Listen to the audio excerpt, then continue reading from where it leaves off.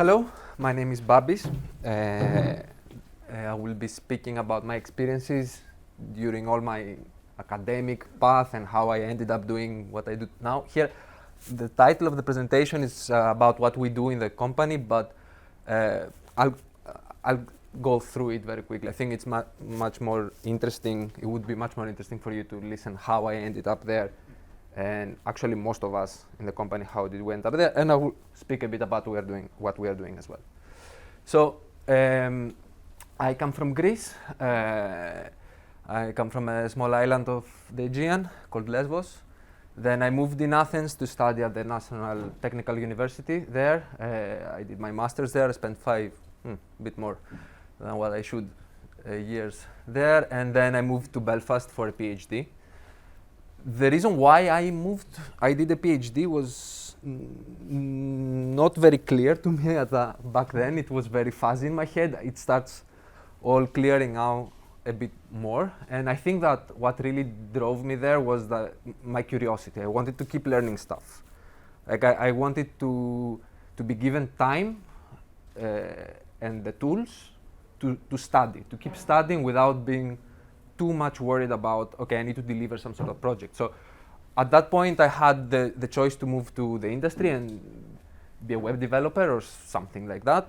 But then I got that opportunity, and I'm very grateful for my professors back in Athens and the ones in Belfast that gave me that opportunity. I think it was very important for me. So I spent 4 nice and rainy years in Belfast, and then I moved to Barcelona.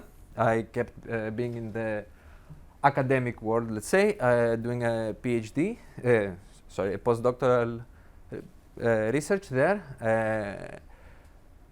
It was nice. It was really nice. I kept having this liberty of doing interesting stuff and not being too much constrained, or that's what I thought at the moment it would be being in the industry.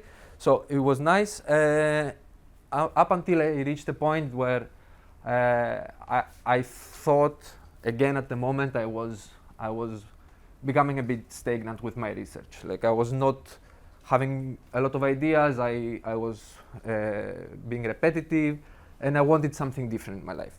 So I moved to the dark side. I went to the industry. Went to a small SME in Barcelona. It's called Volta Networks. I was a pure software engineer there. I enjoyed it. I enjoyed it particularly the 9-to-5 schedule a lot. Like being a researcher, it was not always like that. And it was not because someone forced me to. It was because I was driven to spend more and more hours there because I felt the work I was doing was on my own. So I was really invested in that.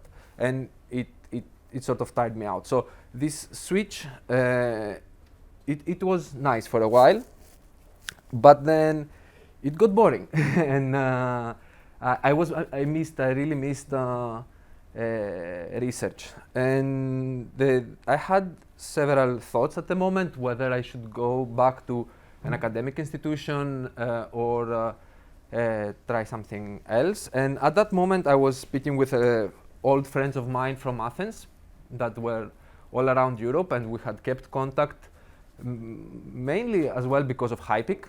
Through the events of HiPEAC, the Akakes, summer school, CSWs, the conference and everything, it really helped us being in contact and chat about ideas we had, and essentially we started working on our free time in ideas, researchy ideas that we had, and doing development and being nerdy and having a great time.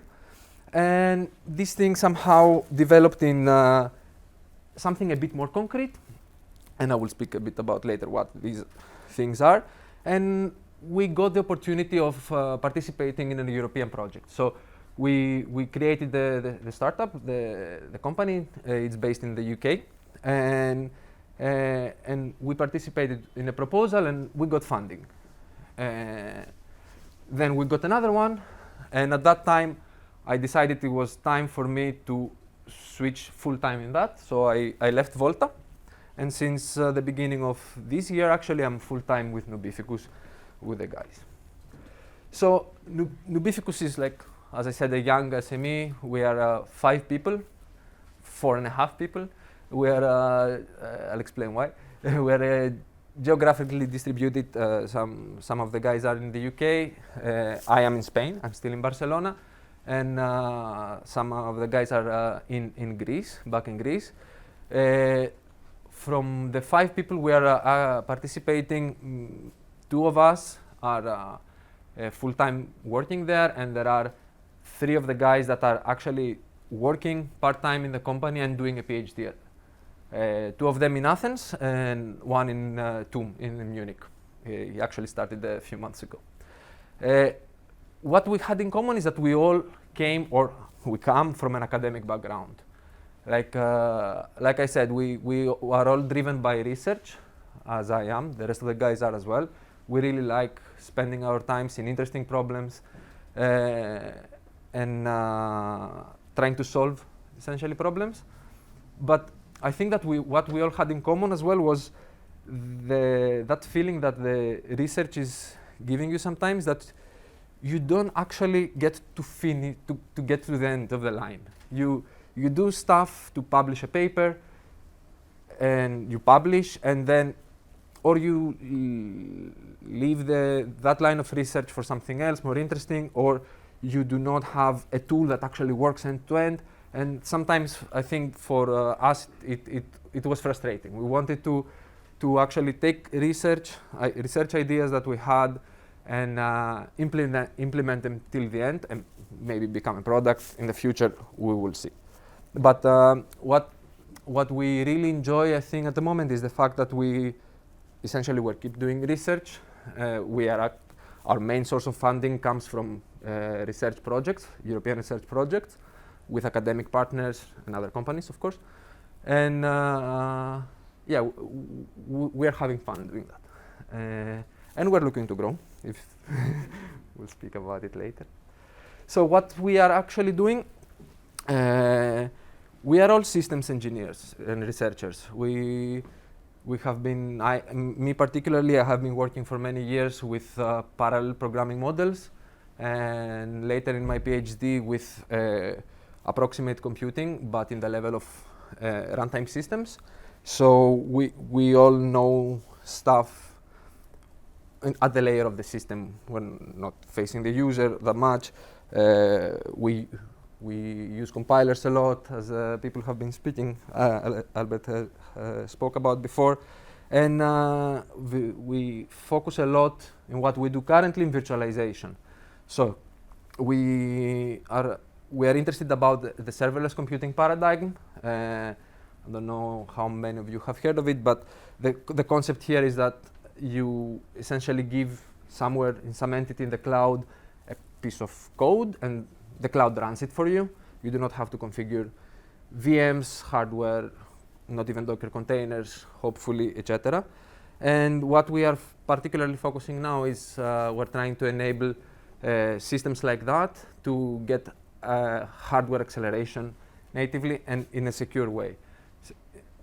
The security here is important because in the actually available systems today, for example, AWS Lambda is such a system. They execute your functions in a VM, and VMs do not get to have access to hardware acceleration very easily. So that's one of the problems we are looking at. And we are looking at that as well in the context of edge computing, in the sense that the projects we're participating, we are looking into how we can transparently deploy code, applications, user applications on the cloud or on the edge without the user actually understanding it. And on the edge, an intuitive programming model, let's say, it would be the serverless paradigm, because you do not have to know every single detail of your hardware. You just want a piece of code to run. And we are trying to apply the ideas about hardware acceleration in VMs there. And at the same time, we are looking into problems such as spawn times of VMs. We are designing our own hypervisor, which is in kernel for very small boot times and efficient I/O. And another, in the same context, we are looking into container runtime systems for exotic, let's say, platforms where you might have one runtime system that can deploy a container image, a Docker image, in an embedded device or in an edge node or on the cloud without you knowing about it. And we are doing some work there with changing the OCI, extending the OCI specification. The OCI specification is a specification of how a container image is being defined and built in order to include information that can later be used by the runtime system, whether the code is being executed on the cloud, on an edge node, with varying hardware architectures, or on something smaller, something like an IoT embedded device. Yeah, so at the moment, related with that, we have been looking into ways. We want to look a bit more into how we can manage machine learning workflows on the edge. So imagine Kubernetes clusters that include various devices, various and heterogeneous devices, and how we can deploy their ML machine learning workflows. So setting up the Kubernetes cluster with various devices, finding all the little quirks that we need to make sure to adapt in order for this to work transparently for the user, and how, and as well, related with our hardware acceleration efforts, we're looking into trying to offload, to find ways to transparently offload TensorFlow or other machine learning frameworks as well, operations over a communication channel that does not know anything about it. So we can take them from inside essentially a virtual machine and send it somewhere where it can execute efficiently that we have access on a GPU. So yeah, if you are interested, guys, in any of these, here are the job posts in the HiPEAC website, the internship posts in the HiPEAC website. And apart from the internship stuff, if you find these things interesting and you want to chat about it, I'm really glad to speak about it. And we're as well having looking to grow the core team, so we're looking for people. Same here, if you find something interesting, just come and speak with me. And I think that's it. I'll be very glad to have questions.